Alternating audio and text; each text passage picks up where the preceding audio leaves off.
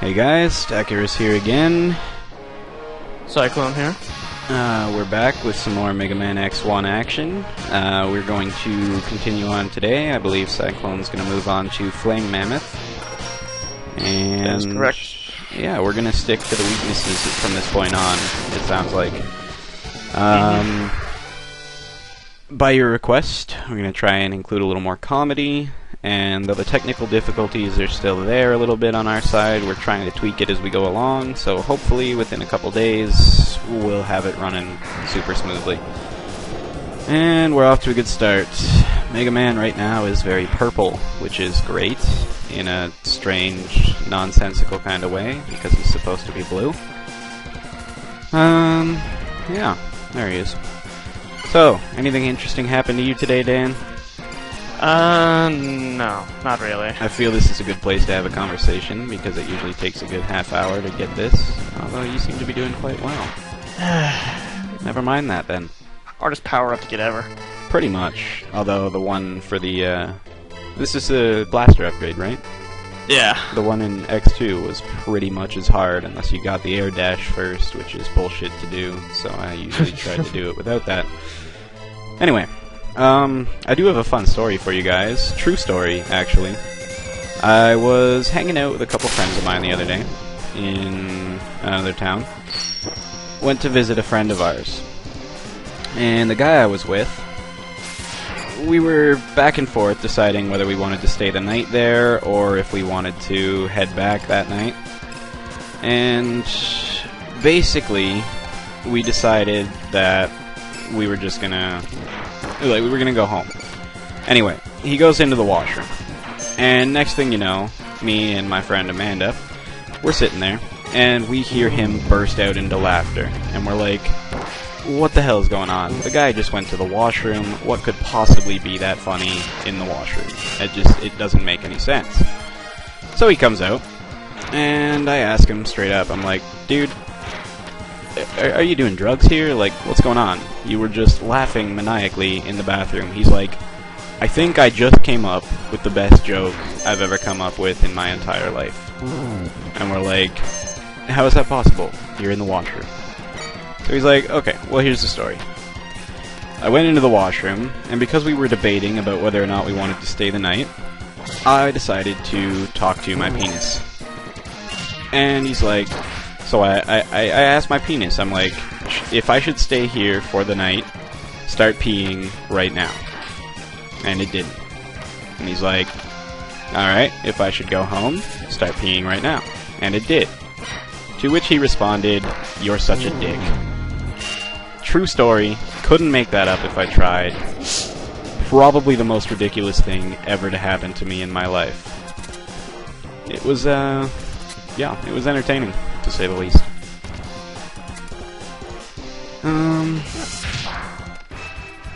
Alright, starting up on the Flame Mammoth now. This is going to be an interesting fight, because he is exceptionally easy with Tornado. Which, by the way, I'm hoping shows up on your recording here, because I have it set to record 30 frames a second. We could very well be missing the Tornado entirely, because it's invisible half the time. But we shall I believe it is invisible every other frame. Yeah. So, it's either going to be there the entire time, or it's going to be non-existent. Either way, you'll see Flame Mammoth die. Probably be cooler. Yeah. During your story, I picked up a hard piece and an energy tank. You certainly did. And you guys should have all seen where that was if you were watching. If you were just listening, your fault. Rewind, go back. I'm a dick like that. And we got Fire Wave. So now, he can go back to Chill Penguin stage. Chill Penguin stage, which I think he should do right now. And get the missing upgrades from there. Just one. Yeah. And now you're red.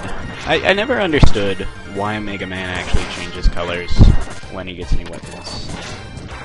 I mean, his hands should, maybe, if he's using a different weapon, but why does his entire armor change? Why am I so bad at this stage? I really don't know. Yeah, side note, we did a test run earlier to see how the quality was going to turn out, and he was doing equally horrible on this stage. I don't know what it is, just something about this combination of enemies and whatnot. It's those angry wheels again. That's what it is. Must be. They're just so pissed off that that energy radiates to you and screws you up. It's gotta be it. Probably don't want to waste all your ammo before you get to the upgrade. Oh, never mind. You mean it's not a non-issue? Alright. Extra life. Good stuff. Because I need all the lives I can get. So, coming up to where the upgrade is going to be. And again, you have to have Flame Man's weapon to do this in order to break that igloo apart. And now you can exit the stage. And so you shall.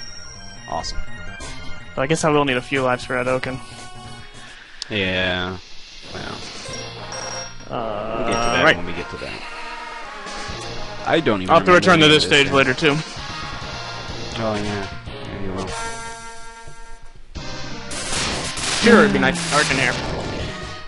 If you do Storm Eagle stage before Spark Mandrill stage, I think the airship crashes into the power plant that Spark Mandrill's in, and it makes everything dark. That's neat. I didn't even know that, because I don't think... Well, like, I've always done Storm Eagle first, so the stage has always been dark. It lights up. Yes, this part is completely lit up. That's interesting. Very interesting. Though the dark areas where the light enemies are going by, this part is dark. Anyways. Okay. That's pretty cool. And... Uh-oh. Yeah, we just froze up pretty good there.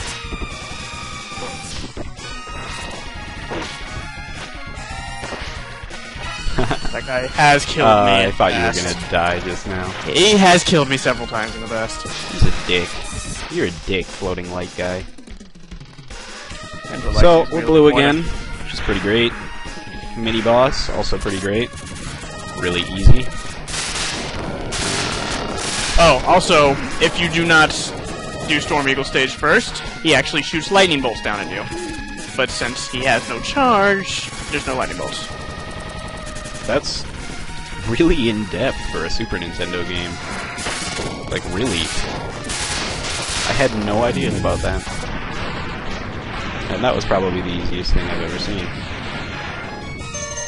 Wow, next to the... A lot harder when you start at Chill Penguin, then come straight to this stage. Fair enough, yeah. Because Shotgun Ice is horrible. Yes. Yes, it is. Actually, I think Shotgun Ice charge up can one-shot Vile? Really? That's... I think so. I don't even think it's his weakness. Just for some reason it one-shots him. okay. I know the Hadoken... Actually, I think that takes 2 shots on, doesn't it? No, I think Hadoken's one-shot kill across. I could be wrong. No, I could very well be wrong. Like I said, I'm no expert on X1. X2 is kind of my forte. I never get Hadoken, so...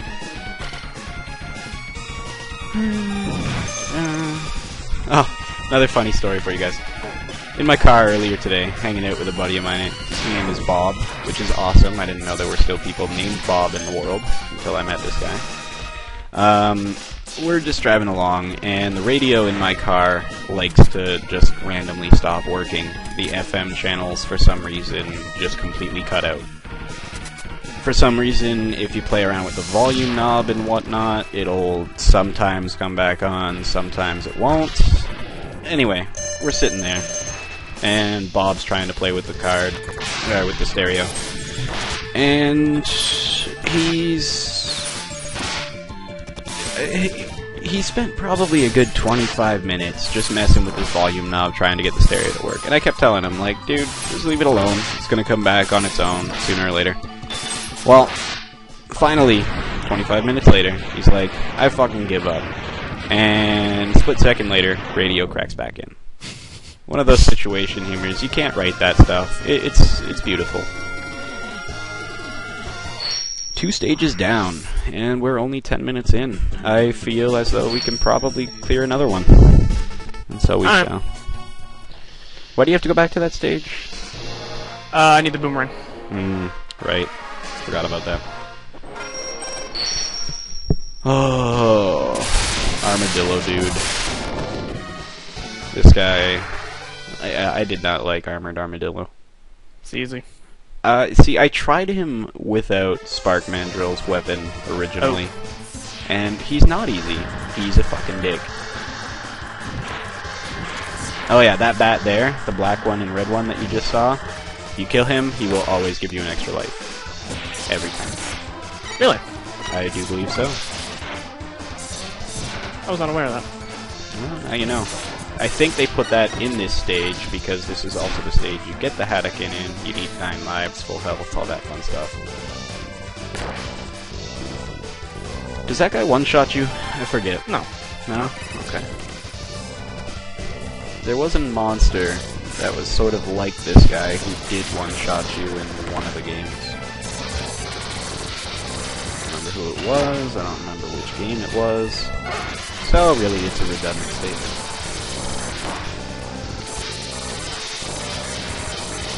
Darn. Trying to kill him so you can get those health? If I really cared, I would have just used fire. Yeah, good call.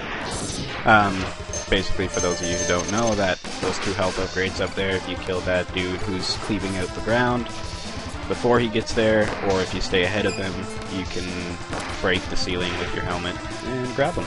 Pretty simple. It must be the wheels. Yeah, I swear, man, you suck when those angry wheels are around.